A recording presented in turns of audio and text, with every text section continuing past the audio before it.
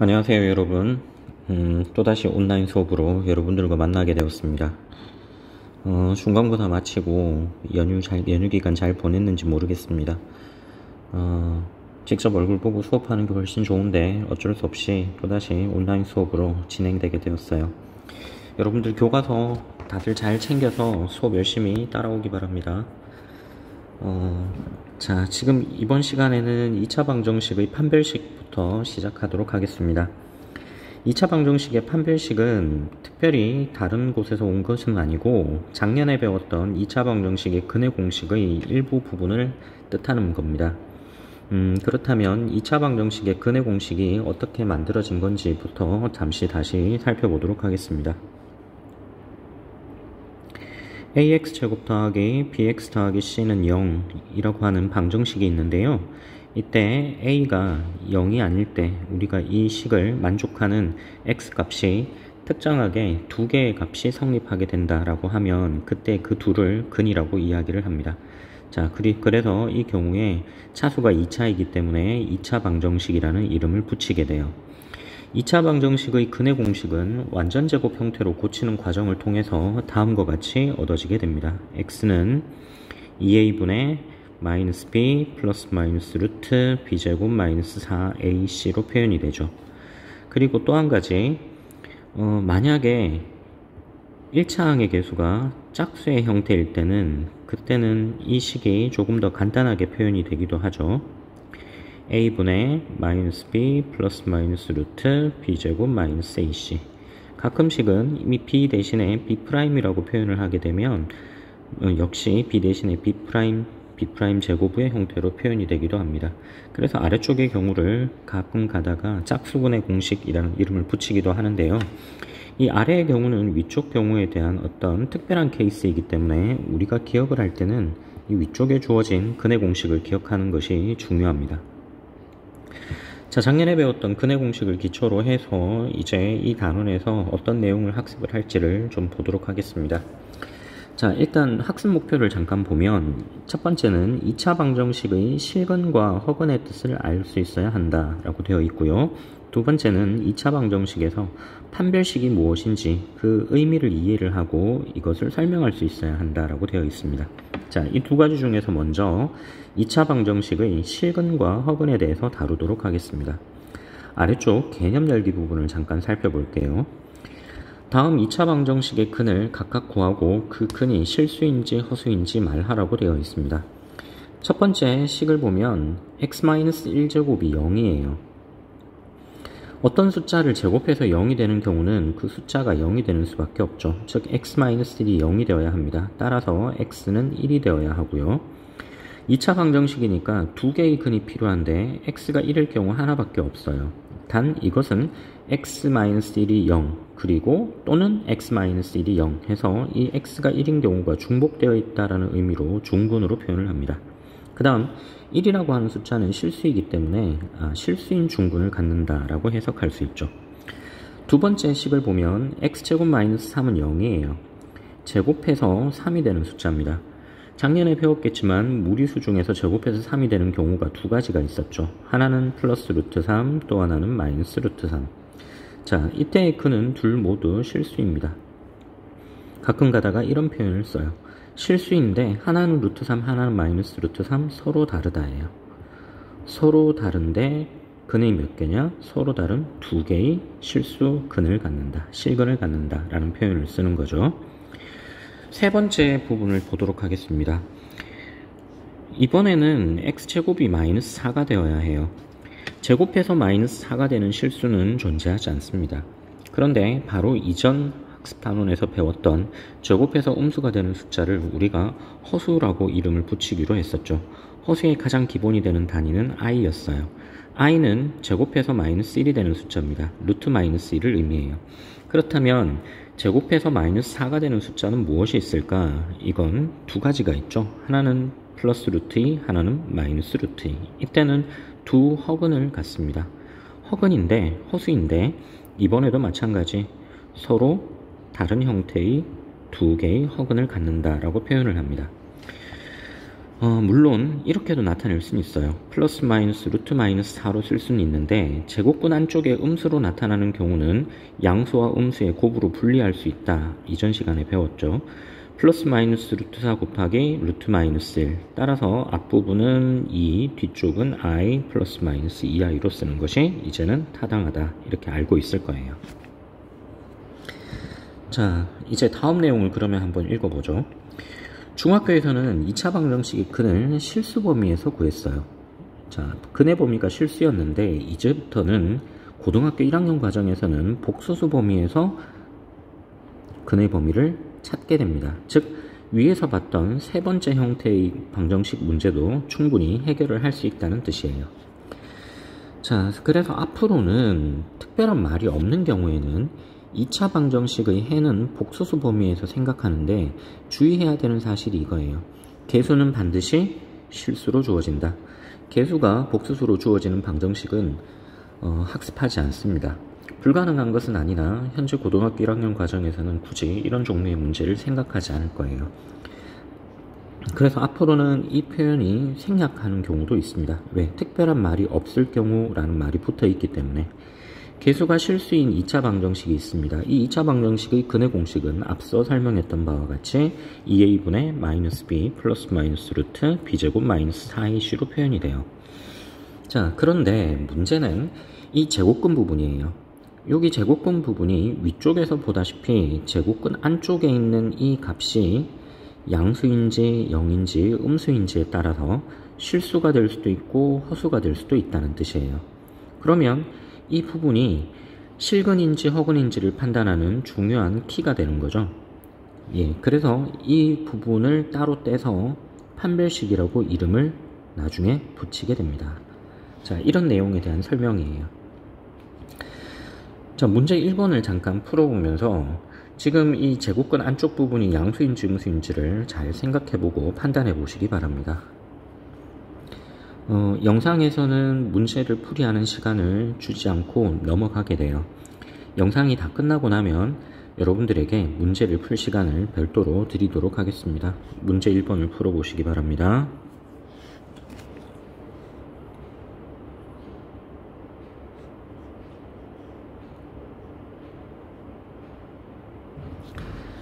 문제 1번을 바탕으로 해서 이제는 판별식이라는 이름을 붙이려고 합니다.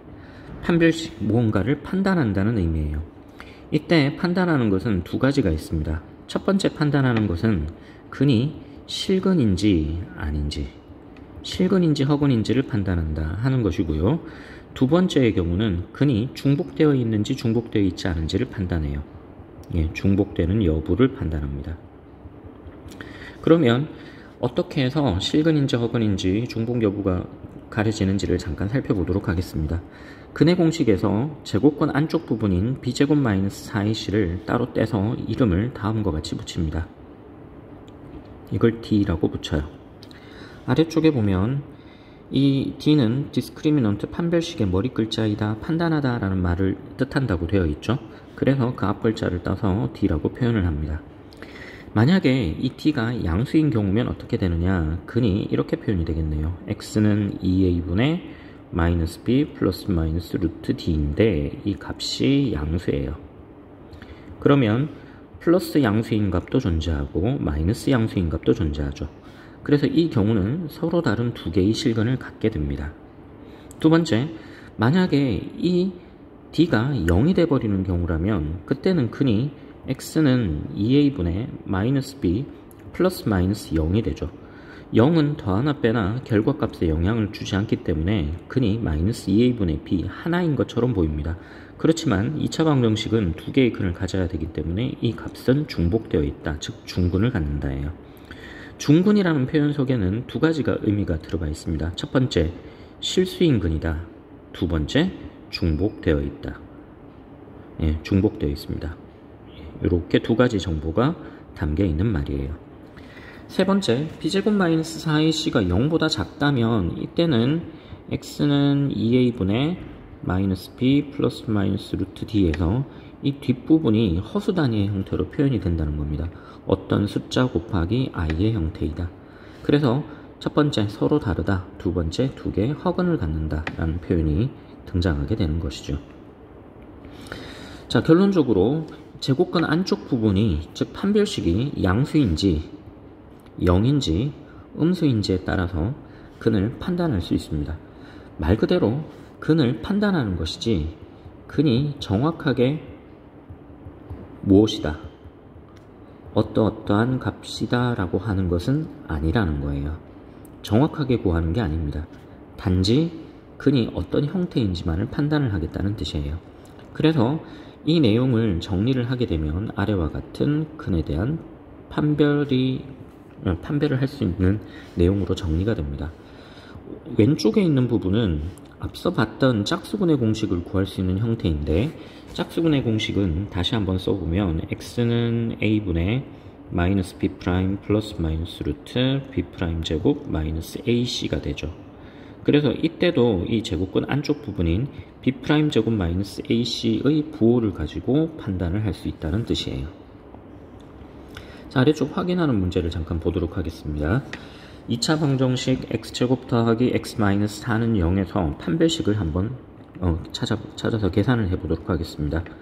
b제곱 마이너스 4ac인데 현재 a는 1, b도 1, c는 마이너스 4죠. 그래서 b제곱 마이너스 4ac는 1제곱 마이너스 4 곱하기 1 곱하기 마이너스 4, 즉 1 더하기 16, 17이 되죠. 17은 양수입니다. 17이 양수이기 때문에 서로 다른 두 실근을 갖게 됩니다. 서로 다른 두 실근을 갖는다. 자, 지금 내용을 기초로 해서 문제 2번을 풀어보시기 바랍니다.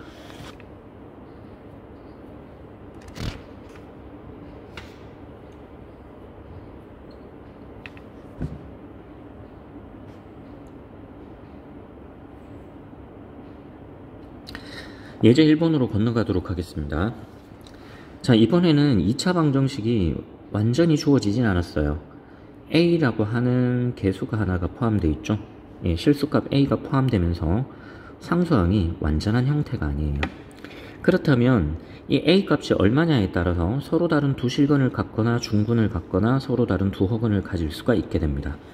그러므로 자, 먼저 판별식부터 계산을 하게 되면 판별식은 a는 1이고 b는 마이너스 3, c는 a 플러스 1이니까 판별식이 다음과 같이 등장을 하게 되죠. 마이너스 3제곱 마이너스 4 곱하기 1 곱하기 a 더하기 1. 그래서 정리하면 5-4a가 되는데, 서로 다른 두 개의 실근을 가지려면 판별식이 양수여야 하기 때문에 판별식이 0보다 커야 합니다. 1차 부등식을 풀면 되는 거죠. 마이너스 4a를 이항을 하고 양변 4로 나누게 되면 a는 4분의 5보다 더 작은 값이 된다. 이 범위 안에서는 위에서 봤던 2차 방정식이 서로 다른 두 실근을 갖게 됩니다. 중근을 갖게 되려면 판별식이 0이 되어야 하기 때문에 이 5-4a 판별식이 0이 되어야 하는 거죠. 따라서 이때는 a는 4분의 5가 됩니다. 세 번째, 서로 다른 두 허근을 가지려면 판별식이 0보다 작아야 하기 때문에 이 경우에는 a가 4분의 5보다 더 큰 값이 되어야 합니다. 지금처럼 2차 방정식이 완전하게 주어지지 않을 경우에는 서로 다른 두 실근을 갖는지 중근을 갖는지 허근을 갖는지를 판별식을 통해서 계산을 하다 보면 이 주어진 문자에 대한 부등식의 형태 혹은 방정식의 형태를 풀어야만 우리가 원하는 구간을 구할 수가 있습니다. 문제 3번을 풀어보시기 바랍니다.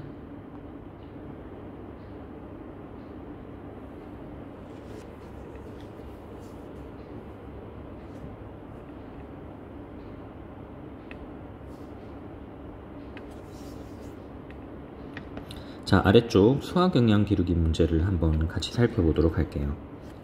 어느 건축가가 다음과 같이 집을 지어달라는 제안을 받았습니다. 집의 밑면은 직사각형 모양이어야 합니다. 첫 번째 조건이에요. 두 번째, 집의 밑면의 둘레 길이는 80m여야 합니다. 이게 두 번째 조건이에요. 세 번째, 집의 밑면의 넓이는 480제곱미터이어야 합니다. 자, 이것이 이제 세 번째 조건입니다. 그런데 첫 번째 질문을 보면 건축가는 위의 조건을 모두 만족시키는 집을 지을 수 없다고 합니다. 그 이유가 무엇일까요? 자, 일단 직사각형 모양의 집이라고 했으니 직사각형 모양을 하나를 그려놓고 생각을 해보겠습니다. 자, 이때 직사각형의 가로 길이를 x, 단위는 미터예요. 미터를 잠깐 생략하고 쓰겠습니다.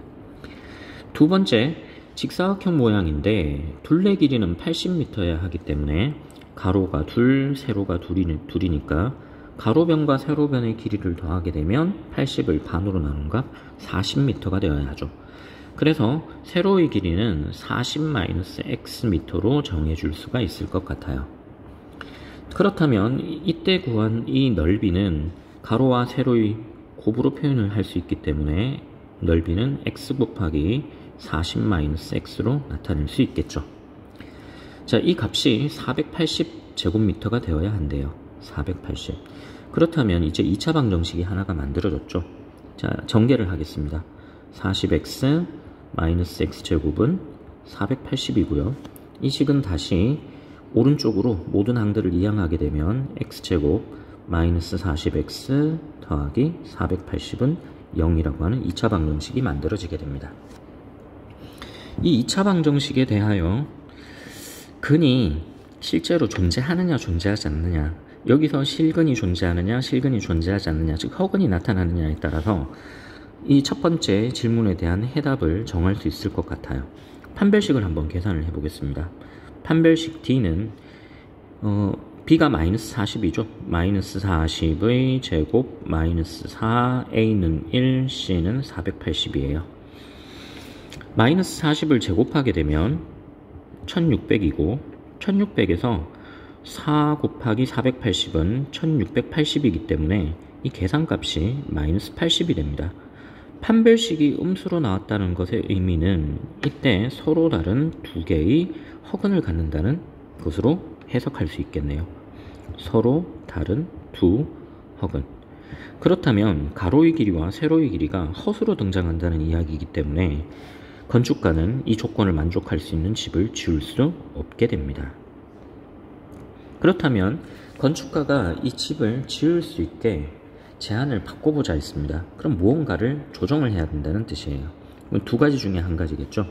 둘레 길이를 조정을 하거나 아니면 넓이를 조정하거나. 이걸 어떻게 조정하면 실근이 나올 수 있을지 한번 판단해 보시기 바랍니다.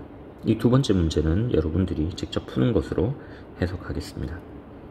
푸는 것으로 남겨두겠습니다. 이렇게 해서 온라인 수업 첫 번째 수업을 마치도록 할게요.